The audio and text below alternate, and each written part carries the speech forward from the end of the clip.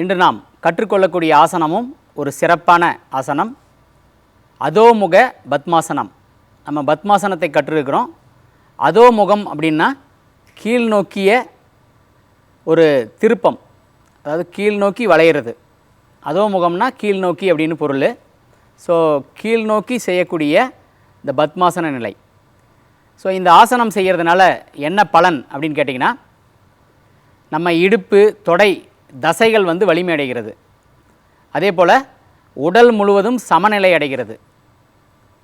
அதே போல் நம்ம கவனம், உடல் மீது இருக்கும் இந்த கவனம், கான்சன்ட்ரேஷன் பவர் இன்க்ரீஸ் ஆகும். மூளை சுறுசுறுப்படையும். ஸோ இது நிறைய பலன்கள் இருக்குது. இது ரொம்ப முக்கியமான பலன்கள். சரி, இந்த ஆசனத்தை எப்படி செய்கிறது அப்படிங்கிறத இப்போ கற்கலாம். என்னோட சேர்ந்து இவங்களும் செய்வாங்க. பத்மாசனம் போட்டுக்குங்க.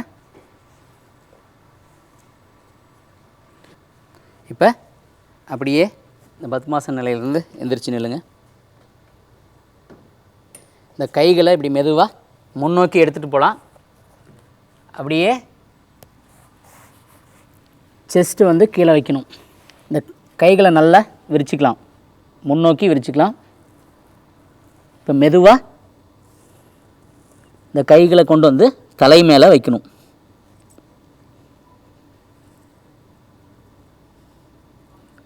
ஆசன நிலையில் இயல்பான சுவாசம். ஒரு 10 எண்ணிக்கை இதே நிலையில் இருக்கலாம்.